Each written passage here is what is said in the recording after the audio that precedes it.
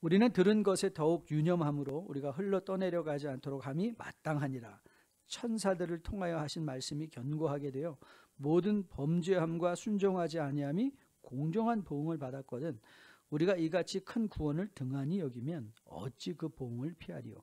이 구원은 처음에 주로 말씀하신 바요 들은 자들이 우리에게 확증한 바니 하나님도 표적들과 기사들과 여러 가지 능력과 및 자기의 뜻을 따라 성령이 나누어 주신 것으로서 그들과 함께 증언하셨느니라. 아멘. 하나님의 말씀입니다.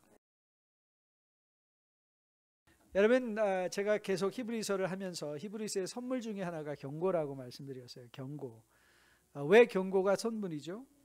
심판과 경고에 나타나는 현상은 비슷할 수 있어요. 그런데 심판은 왜 무섭냐면 그게 종결성이 있기 때문에 그래요. The final judgment is the final. 그러니까 이 심판은 끝이에요. 더 이상 아무런 기회가 없어요. 그런데 warning, 경고는요, 되돌이킬 수 있는 기회가 있기 때문에 그게 선물인 거예요. 그래서 성경에 많은 경고들이 등장하는데요. 그런 경고는 우리를 위협하거나 it's not to threat us, 아니면 우리를 공포스럽게 it's not to put us in fear. 그런데 성경의 모든 경고들은 우리를 돌이키라 and become better, 돌이켜서 더 나아지라, 더 성숙해라, 앞을 향하여 나아가라, 그런 목적으로 주신 것이기 때문에 우리에게 큰 선물이 되는 것이죠. 자, 우리는 1장에서 예수 그리스도에 대해서 히브리서 기자가 선언하는 것을 들었습니다. 일단 예수 그리스도가 어떻게 말씀의 종결자시고, 그리고 우리가 특별히 히브리서 기자가 강조해서 설명했던 것은 어떻게 예수 그리스도가 하나님과 본체의 형상이며 영광의 본체신가를, 즉 하나님 되심을, 그 하나님이 우리를 위하여 구원하러 오셨다는 그 놀라운 소식을 우리에게 전해준 후에 이제 2장은 오늘 특별히 보면은 우리에게 경고를 주고 있습니다. 이런 예수님을 알고 있다면 너희들은 어떻게 살 것이냐, 그 질문을 던지는 거예요. How then shall you live? 이게 그렇기에 오늘 2장 1절부터 4절은 우리에게 엄청난 선물이 되는 거예요. 우리가 이 말씀을, 경고의 말씀을 선물로 받고 그것을 통하여 우리가 합당한 성경적 반응을 할 수 있다면 우리는 이 경고가 우리에게 큰 선물이 되는데, 우리가 잘못하고 있던 것을 되돌이킬 수 있는 선물일 뿐만 아니라 만일 우리가 잘하고 있었던 것이 있다면 더 격려받는 그런 복된 말씀이라는 사실이죠. 저는 오늘 이 자리에 모인 여러분과 저가 마음을 활짝 열고 주님께서 주시는 경고의 말씀으로 내 스스로의 신앙을 가늠하고 measure해보고 다시 점검하고 examine해서 필요한 코र्스의 수정이 필요하면 그 여러분의 인생의 방향들을 조금씩 틀어가며 더 십자가 표대를 향한 적절한 표현인데요, 파렐레오라는 말인데 이 말은 이런 의미예요. 여자분들이 남자들은 반지를, 남자분들도 많이 끼지만 반지를 낀 사람이 뭔가 일을 하다가 어느 날 반지가 어디 갔지? 하고 빠져버린 상태, 그런 상태를 가리키는 말이에요. 아니면 음식을 먹으려고 하는데 실수로 흘려버린 상태, 그러니까 실수로 음식을 뜰려다가 툭 흘려버렸어요. 아니면 말을 하는데 나도 모르게 slip tongue, 갑자기 원하지 않았던 말이 툭 튀어나온 그런 경우, 어떤 문제에서 의논하다가 여러분 가끔가다 목사님들 그러잖아요. 제가 지금 무슨 말 하고 있었죠? 제가 지금 무슨 말 하고 있었죠? 그런 상황이요. 흘러 떠내려간다는 것. 이 말을 항해 용어로 우리가 적용해서 사용한다면 방향성이 결여되어 이리저리 헤매는 상태, 그걸 뭐라고 그러죠? 한마디로 표류한다는 거예요. 표류. 그래서 이 흘러 떠내려간다는 말과 이제 거기에 등장한 유념한다는 말이 굉장히 의미 있게 사용되고 있어요. 왜냐하면 유념한다는 말은 들은 것에 유념하라 그랬지 않았어요? 이 유념한다는 말을 헬라어는 어떤 의미로 사용하는가 하면, 항해 용어로 쓴다면, 배를 타고 바다에 나가는 걸 쓴다면 항로에서 벗어나지 않는 상태가 유념한다는 상태인 거예요. 아니면 이 배가 닻이 내려진 상태, 앵커된 상태. 그래서 앵커에 잡혀 있어서 파도가 쳐도 떠나가지 않는 그런 상태라는 것이죠. 자, 그러면 이 흘러 떠내려간다는 말의 근거의 중요성은 뭐냐면 우리가 의도하지 않았다는 거예요. 흘려 떠내려가려고 의도하지 않았음에도 불구하고 흘려 떠내려가는 것을 주의하라. 흘려 떠내려가지 않도록 유념하라. 이렇게 말씀을 하는 거예요. 자, 이 경고를 이제 우리 믿음 생활에 한번 적용해 볼게요. 저는 30년 이상 목회를 했는데요. 예수님을 적어도 공적으로 믿겠다고 선언하고 세례받은 사람이 목사님, 나는 내 목표는 의도적으로 하나님께 불순종하는 겁니다 라는 사람 보지 못했습니다. 의도적으로 나는 하나님 앞에 악을 행할 겁니다. 모두들 다 나름대로 모든 사람들이 다 하나님 앞에 잘 살고 싶어 합니다. 그런데 잘 살고 싶다는 그런 의도만으로는 우리의 믿음이 지켜지지 않는다는 거예요. 내가 악의적인 의도만 갖지 않고 있다고 해서 우리의 믿음 생활이 지켜지는 게 아니라는 거예요. 여러분, 우리가 이 우주를 살아가기 위해서는 이 우주의 운영 법칙을 알아야 되죠. 여러분에게 자주 말씀드리는 이 우주의 연력학 법칙, 이 법칙이 뭐라고 그랬죠?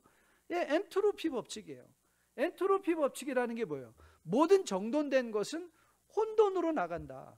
지금 우리가 살고 있는 이 태양계가 정돈되어 있어 서로의 중력으로 자기 자리를 지키고 있지만 때가 되면 이 모든 정돈된 우주가 혼돈으로 태양의 지주를 삼켜버릴 때가 있다는 것이죠. 그것은 왜 그런가 하면 이 우주가 하나님의 죄에 대한 저주 아래, 그래서 이 세상을 바울은 그렇게 말하는 거예요. 썩어질 것의 종로로 타는 세상이다. 이 피조 세상은 지금 썩어질 것의 종로로 타고 있다. 그래서 여러분, 큰 기대하지 않으셔도 됩니다. 세상은, 사람들은 더 좋아지지 않을 겁니다. 더 좋아지지 않을 겁니다. 세상은요, 반드시 우리가 생각해봐도 여러분, 여기 지구상에 석유 다 파셨으면 이 지구 중간에 구멍이 뻥 뚫렸는데 그거 무너지지 않겠어요? 환경이 좋아지겠습니까? 이 땅의 것을 끌어다가 다 쓰고 있는데 결국에는 이 땅의 것이 다 고갈되지 않을까요? 이 낀 세대, 우리가 이 낀 세대를, 우리는 그래서 새 하늘과 새 땅을 고대하고 살아가는 사람이라고 하지 않았습니까? 그래서 우리는 그리스도의 부활과 함께 이미 임한 하나님의 나라를 살아가고 있지만 아직 완성된 하나님의 나라가 아니기에 우리는 아직도 썩어지는 것의 종로로 타며 신음하는 세상을 살아가기 때문에 여러분, 주의해서 들으십시오. 여러분의 신앙은 가만히 있어서 좋아지지 않습니다. 가만히 있는 건 어느 것도 좋아지지 않습니다.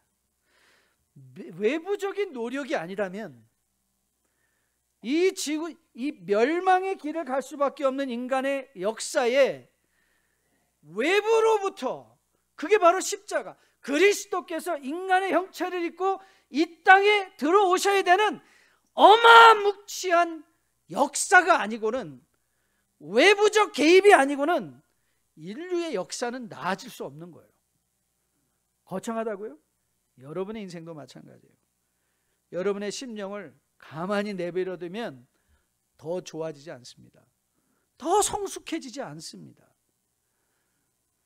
이런 우주의 환경뿐만 아니라 가만히 내버려도 나빠지는 현상뿐만 아니라 믿음 생활이 더 힘든 것은 베드로 사도의 경고 때문입니다. 같이 한번 읽어볼까요? 여러분도 잘 아는 구절이죠. 베드로전서 5장 8절 9절입니다. 같이 읽습니다. 근신하라, 깨어라, 너희 대적 마귀가 우는 사자같이 두루다니며 삼킬 자를 찾나니 너희는 믿음을 굳건하게 하여 그를 대적하라. 이는 세상에 있는 너희 형제들도 동일한 고난을 당하는 줄 압니다. 여러분, 저는 주일 예배 전이 되면 너무 긴장이 돼요. 그래서 빨리 예수님이 오셨으면 좋겠어요. 저는 이 주일 예배 시작하기 전에 그 20분이 너무 긴장이 되고 초조하고요. 그리고 정말 느껴요. 얼마나 지금 이 예배 현장이 얼마나 마귀의 눈에 가시가 되는지. 눈에 가시가 되는지. 여러분 가끔가다 예배 들어오면 괜히 너무 괜찮은데 갑자기 졸리는 거. 예배가 재미없어서 그렇다고요? 아닙니다. 여러분의 인생에 일어나는 일을 영적인 눈으로 볼 수 있으셔야 돼요. 여러분의 삶에 일어나는 모든 일들은요, 이 마귀의 대적함 때문이라니까요. 마귀의 공격 때문에 그래요. 근데 마귀의 공격이 왜 힘드냐? 이 광명한 천사로 가장에서 우리에게 공격해 오기 때문에 그래요. 가끔 목회를 하다 보면요, 이런 분들을 많이 만났어요. 목사님, 요즘 내가 하는 일이 너무 잘 돼요. I am having a great success. 지금 비즈니스가 블로우업 됐어요. I have no time. 그런데 여러분, 많은 경우에 사람들이 너무 장사가 잘 돼서, 너무 사업이 잘 돼서, 너무 내가 바빠져서, 그럼 대부분 뭐 포기하는 줄 아세요? 제일 뭐부터 잘라낸 줄 아십니까? 네, 성경 읽기 잘라냅니다. 예배 오는 거 잘라냅니다. 기도하는 거 잘라냅니다. 여러분 우리에게 궁극적인 진정한 축복이 뭐죠? 진정한 축복은요, 하나님과 연결되는 거예요. 만일 여러분으로 하여금 하나님과 연결되는 일을 방해하는 게 있다면 그것이 실패가 아니라 성공이라 할지라도 그건 결단코 축복일 수가 없는 거예요. 우리로 하여금 하나님으로부터 멀어지게 하는 건 축복이 아니에요. 근데 우린 자꾸 헷갈리는 거죠. 헷갈려요. 돈 많이 벌면 축복인 줄 알죠? 그게 아니란 말이에요. 돈을 많이 벌었더니 하나님께 더 가까이 가더라. 그게 축복이에요. 그게 진정한 축복이에요. 돈을 많이 벌어서 너무 바빠서 돈 관리하기 힘들어서 너무 돈 쓸 일이 많아서 여러분들이 예배 자리를 등한시하고 성경 읽기를 포기하고 기도하기를 포기한다면요, 그건 성공 아닙니다. 여러분 누가복음 12장, 여러분 너무 잘 아는 어리석은 부자에 대한 주님의 경고 말씀 기억하시죠? 이렇게 말씀하셨어요. 자기를 위하여 재물을 쌓아두고 하나님께 대하여 부유하지 못한 자. 자기는 부자예요. 그런데 하나님과의 관계에서는 가난해요. 그러니까 이 사람에게 그 부여는 저주였던 거예요. 저주. 이 부여는 저주였어요. 그래서 이렇게 경고하시죠. 또 제자들에게 이르시되 그러므로 내가 너에게 이르노니 너의 목숨을 위하여 무엇을 먹을까, 몸을 위하여 무엇을 입을까 염려하지 말라. 23절 같이 읽습니다. 목숨이 음식보다 중하고 몸이 의복보다 중하니라. 여러분 우리 육체에도요, 제일 중요한 게 뭐예요? 목숨인 거예요. 생명이 중요한 거예요. 생명. 영적인 생활 다르다고요? 여러분 영적 생활에 제일 중요한 게 뭔지 아세요? 영적 생활에 제일 중요한 것이 영원한 생명이에요. 그리스도 안에 있는 생명이에요. 그리고 오늘 히브리서 기자는 우리에게 경고해요. 너희 지금 어디 있냐? Where are you now? 어디 있냐? 무엇을 위하여 살고 있느냐? 하나님께 가까이 나아가고 있느냐? 그걸 물어보고 있는 거예요. 저는 여러분과 저가 오늘 이 히브리서 기자의 경고와 함께 주어지는 이 질문에 심각하게 반응하며 여러분의 인생을 돌아볼 수 있는 우리 뉴라이프의 복된 백성 다 될 수 있게 되기를 주님의 이름으로 축복드립니다. 우리가 흘러 떠내려가지 않도록 함이 마땅하다. 흘러 떠내려가지 않도록 여러분의 심령을 그대로 내버려 두지 마시고, 여러분 요즘 얼마나 우리는 피부 관리도 열심히 합니까?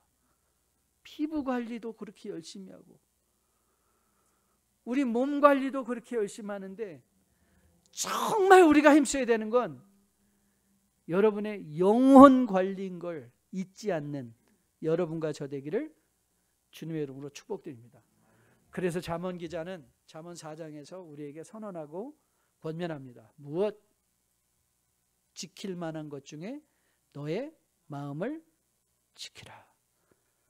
생명의 근원이 여기에서 납니다. 그 마음을 지키라. 그 말이 오늘 흘러 떠내려가지 않게 하라.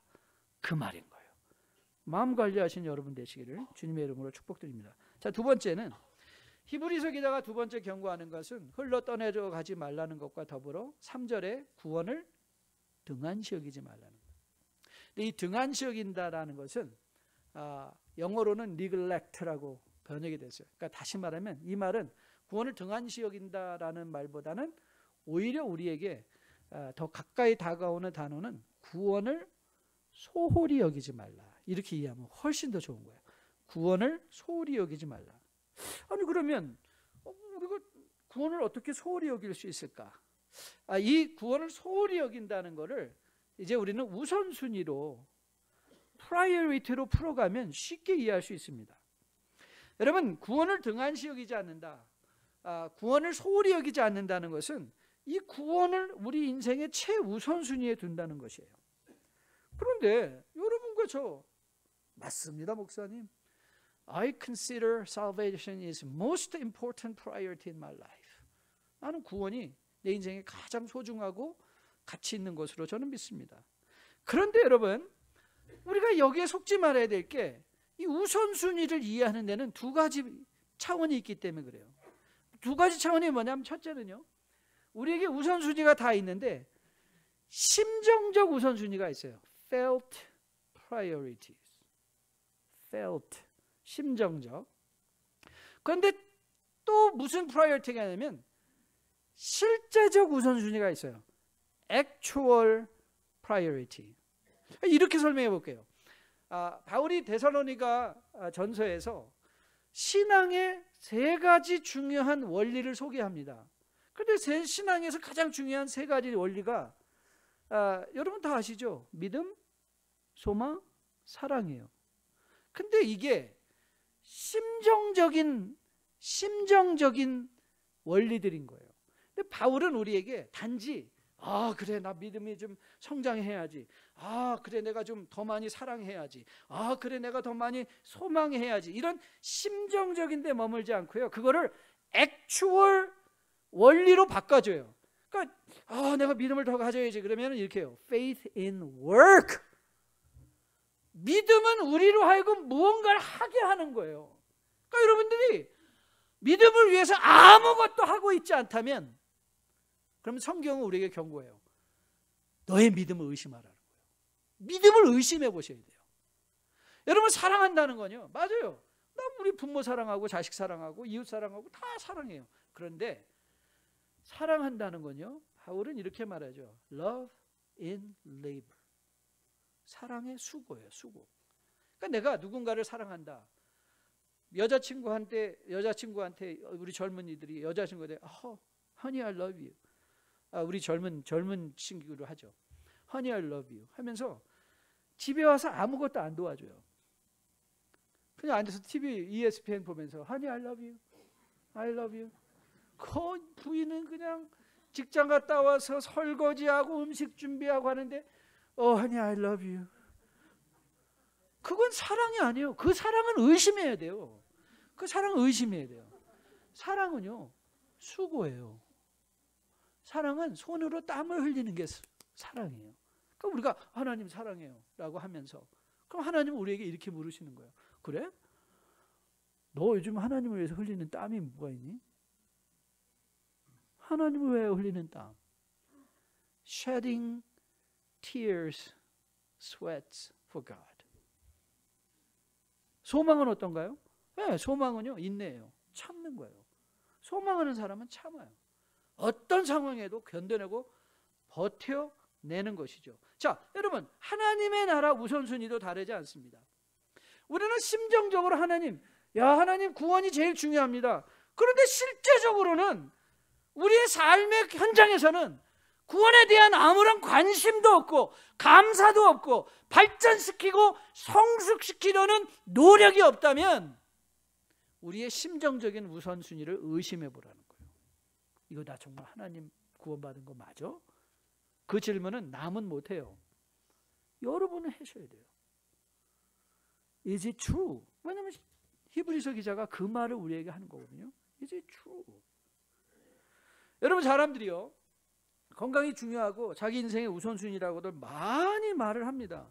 그런데 정작 음식 절제하거나 운동하지 않습니다. 그렇다면 그거는요, 심정적 우선순위에 불과할 뿐이에요. 다이어트는 내일 하는 게 아니에요. 맨날 우리는 그러죠. 내일부터 다이어트. 아니에요. 다이어트는 지금 하는 거죠. 건강이 정말 우선순위인 사람들은요, 시간 날 때 운동하는 사람들은 아니에요. 건강이 정말 우선순위인 사람은 시간을 쪼개서 운동하는 거예요. 시간을 쪼개서. 제가 요즘 항상 점심 먹기 전에, 아니면 제 운동화가 제 바로 눈에 보이는 데 있어요. 그 점심 먹기 전에 운동화를 갈아 신어요. 왜냐하면 점심 먹고 식곤증에 그냥 엉기적 하면 40분이에요. 그런데 점심 먹고 딱 그릇 정리하기 전에 신발 딱 묶어 매고 이 교회 주변을 한 바퀴 돌으면 6,000보예요. 같은 40분인데 멍하니 의자에 쭉 늘어져서 앉아 있어도 40분 가고요. 바깥에 나가서 걸어도 40분 가는 거예요. 내가 건강이 중요하다면 저 건강하고 싶어요. 그런데 건강하고 의자에 쭉 기도하자. 하나님 건강하게 도와주세요. 아니에요. 저는 운동화 신고 집 나가서 걸으면서 하나님 그때 다 기도해요. 걸으면서 얼마나 좋아요. 기도하면서 관심 갖고 기도하고 여러 가지 좋은 설교 듣고 강연 듣고. 여러분, 구원도 다르지 않습니다. 구원을 등한히 소홀히 여기지 않기 위해서는요, 내 삶의 우선순위로 구원에 목된 사건들이 있는 것인데, 그 구원을 위해서 우리가 하는 일. 여러분, 우리가 요즘 성경 읽는다 그러면 어떤 사람들이 그러더라고요. 아, 당신 팔자 좋네. 여러분, 성경은 팔자 좋아서 읽는 거 아닙니다. 성경은 시간 남아서 읽는 거 아닙니다. 시간 쪼개서 읽는 거예요. 기도 시간이 남기 때문에 하는 거 아닙니다. 시간 쪼개서 하셔야 돼요. 여러분, 남 섬기는 것, 하나님 나라를 위하여 수고하며 땀 흘리는 것, 시간 남을 때 하시겠다고요? 좀 더 삶의 여유가 생기면 하겠다고요? 아니에요. 삶의 여유 절대 생기지 않습니다. 절대 생기지 않아요. 하나님 나라를 위하여 땀 흘리는 것도요, 시간 쪼개지 않고는 불가능한 거예요. 찬양대를 하나 하더라도 아침에 시간을 쪼개서 일찍 나오지 않으면 온전한 찬양이 안 되는 거예요. 우리의 신앙생활이 이와 같은 거예요. 그런데 그럼 어떻게 우리의 우선순위가 하나님이 중요한데 진짜 실질적으로 우리의 삶의 우선순위가 될까? 가치를 깨달아야 돼요. 가치. 여러분, 마태복음 7장 13절 14절 유명한 말씀인데요, 같이 한번 읽어볼게요. 같이 읽습니다. 시작. 좁은 문으로 들어가라. 멸망하는 으로 인도하는 문은 크고 그 길이 넓어 그리로 들어가는 자가 많고, 생명으로 인도하는 문은 좁고 길이 협착하여 찾는 자가 적음이라. 여러분, 좁은 문을 선택할 수 있는 거는요, 이 좁은 문의 가치를 발견했을 때 가능한 거예요. 이게 얼마나 우리 인생에 중요한가. 이게 얼마나 우리 인생에 중요한가. 아무리 좁은 문이라도 그 문이 우리를 생명으로 인도하는 문이라면 우리는 기꺼이 그 길을 가야 돼요. 예수님의 숨겨진 보화, 진주 보화 비유에서도 똑같은 말씀을 하세요. 마태복음 13장 44절로 46절인데요. 천국은 마치 밭에 감추인 보화 같으니 사람이 이를 발견하고, 자, 같이 읽습니다. 숨겨두고 기뻐하며 돌아가서 자기의 소유를 다 팔아 그 밭을 사느니라. 또 천국은 마치 좋은 진주를 구하는 장사 같으니 극히 값진 진주 하나를 발견하며 가서 자기의 소유를 다 팔아 그 진주를 사는 거예요. 그 가치가 있기 때문에. 여러분, 우리는 자녀들을 좁은 문으로 보내기 위해서 그 좋은 대학 가려고 가진 노력을 다 기울입니다. 그런데 여러분, 자녀들이 좋은 대학에 들어가서, 여러분에게 말씀드렸잖아요. 지난주에도 인간은 60살이 넘으면 거의 다 평준화된다고요. 거의 다 평준화돼요. 그래서 여자분들 아시죠? 젊었을 때나 화장이지 나이 들어서 하는 건 뭐다? 변장. 변장인 거예요. 여러분, 우리 자녀들이 언제 정말 보람 있고 가치 있는 복된 삶을 살 수 있는지 아세요? 이 아이들이 하나님께 연결되어 있을 때예요. 근데 그 하나님께 연결된 거를 자녀들은 어떻게 배울까요? 내 부모님이 귀하게 생각하는 거를 자녀들은 귀하게 생각해요. 부모들이 귀하게 생각하는 거를 자녀들도 귀하게 생각해요. 부모님이 아유, 야 오늘 마음 피곤한데 그냥 하루 쉬자.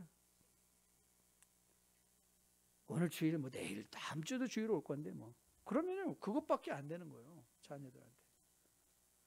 자녀들이 이렇게 얘기합니다. 아버지, 제가 엄마 내일 시험이 있는데요. 제가 오늘 열심히 공부할게요. 그러면요 부모들이 막 감동을 해요. 얘가 이제는 철이 들었구나. 그래, 교회는 뭐 다음 주에 가도 되니까 오늘 공부해. 이따 올 때 치킨 사다 줄게. 그러고 나와요. 아니죠. 야, 너 걔네를 1시간 더 공부한다고 모르는 거 알 것 같아요? 걔네들 공부 안 하고요 게임할 거예요. 분명히. 그런 아이일수록 게임할 확률이 훨씬 더 짙어요. 그런 아이들한테 분명히 선언하셔야 돼요. 아들아, 딸아, 세상의 성공도 중요하지만 더 중요한 건 네가 하나님 안에서 가치를 발견하는 거야. 부모가 그 말을 해줘야 돼요. 그 말을 해줘야 돼요. 야, 너에게, 나에게, 우리에게, 우리 가족에게 가장 소중한 건 하나님이야. 하나님이 베풀어 주신 구원이야. 그러니까 그 구원을 우리가 등한시하지 말자. 그 구원을 소중히 여기자. 아들아, 딸아, 같이 교회 가자. 예배 드리고 오자. 드리고 오고, 그래서 내가 간식 사주고 그거 먹고 열심히 공부하자. 이게 구원을 소중하게 가치 있게 여기는 거죠. 저는 여러분과 저가 우리 자녀들을 향하여, 우리 인생을 향하여 구원을 단지 심정적으로 감사합니다가 아니라 실질적으로 감사할 수 있는 구원의 감격과 감동과 그 구원의 기쁨이, 그 가치가 발견됨으로 말미암아 실질적으로 여러분의 삶에서도 가장 소중한 것이 구원이 되기를 주님의 이름으로 축복드립니다. 자, 그러면 우리는 어떻게 흘려 떠내려가지 않고 구원을 등한시 여기지 않고 구원의 가치를 계속해서 발견하며 그거를 정말 누릴 수 있을까? 가치를 어떻게 발견할 수 있을까? 이 답은, 질문은 거창한데 정답은 간단합니다. 질문은 거창한데 정답은 간단해요. 자, 1절 말씀을 다시 한번 볼까요? 같이 읽습니다. 시작. 그러므로 들은 것에 더욱 유념함으로 우리가 흘러 떠내려가지 않도록, 우리가 구원을 등한시 여기지 않도록. 그러니까 결국 들은 게 뭐예요? 하나님의 말씀에 유념하라는 거예요. 하나님의 말씀에 유념하라. 그래서 여러분들이 시간을 쪼개서 하나님의 말씀을 보면 우리 인생에 가장 소중하고 가치 있는 게 무엇인가가 발견되는 거예요. 마치 여러분에게 제가 한번 간증하며 나눴던 것처럼 아이들이 어렸을 때 손님이 선물로 주고 간 100불짜리 지폐, 얘네들한테는 별로 의미가 없어요. 어린 것들이 무슨 100불을 갖고 할 거예요. 그건 누구의 가치가 있어요? 저에게 있죠. 제 지갑에 들어와야 그게 정말 가치 있는 거죠. 그렇다고 아버지라고 그걸 막 뺏을 수는 없잖아요. 그걸 뺏을 수 없으니까 어떻게 해요? 트레이드를 해야 돼요.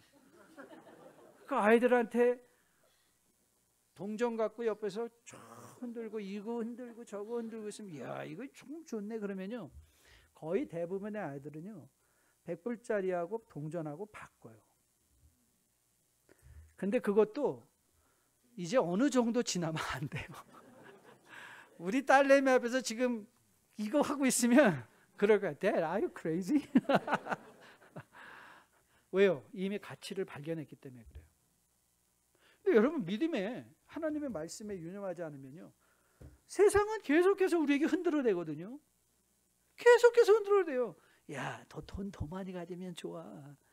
더 건강하면 좋아. 더 좋은 대학 가면 좋아. 딸랑딸랑 흔들어요.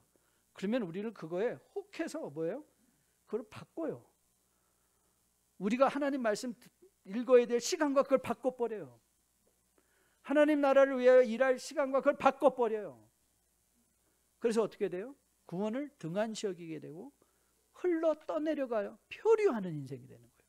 인생의 표류, 방향이 없는 표류하는 인상. 여러분, 고린도전서 10장에서 바울이 이렇게 얘기합니다. 구약에 일어난 모든 사건들은요, 우리에게 교훈이 되고 본보기가 된다고 교훈을 하면서 왜 우리가 구약을 읽어야 되는지, 제가 요즘 구약 읽기가 하는데요, 저는 요번에 정말 제게 창세기를 읽으면서 인간적으로 가장 매력 있게 다가온 인물이 누구냐면 에서였어요. 에서는 정말 놀라운 사람이었어요. 인간적으로 보면 너무 깔끔해요. 동생 야곱 딱 용서해줘요. 만나서 용서. 커지니까 그래? 그럼 네가 여기 살아. 내가 딴 데로 갈게. 더 힘든 땅으로 이사 가요. 여러분 그거 아세요? 이삭이 야곱이 돌아온 후에 형제가 같이 이삭의 장세를 치라거든요. 그러면 끝까지 이삭을 리브가를 모신 아들이 누군지 아세요? 에서예요. 에서가 치기 어려서 이 애굽 여인하고 결혼을 했는데 부모님이 상심하는 걸 보고 이스마엘의 집안의 딸과 또 결혼을 해요. 부모를 기쁘. 그런데 야곱은요 정말 가까이 하고 싶지 않은 사람이에요. 부모는 형한테 내팽개주고요 14년 동안 지가 좋아하는 여자 얻었겠다고 14년 동안 발광을 해요. 그리고 머리 이렇게 굴리고 저렇게 굴리고요 어떻게든지. 그리고 여러분 저는 이 한국 부산에 뭐 유대인의 교육을 본받읍시다.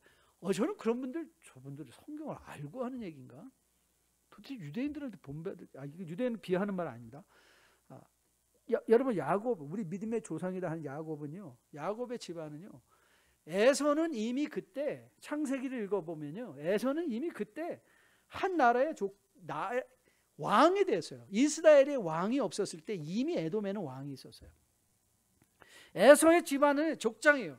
그 식량이 기근 떨어졌을 때 여러분 성경에서 에서의 자식들이 애굽으로 양식 꾸러 갔다는 얘기 들어보셨어요?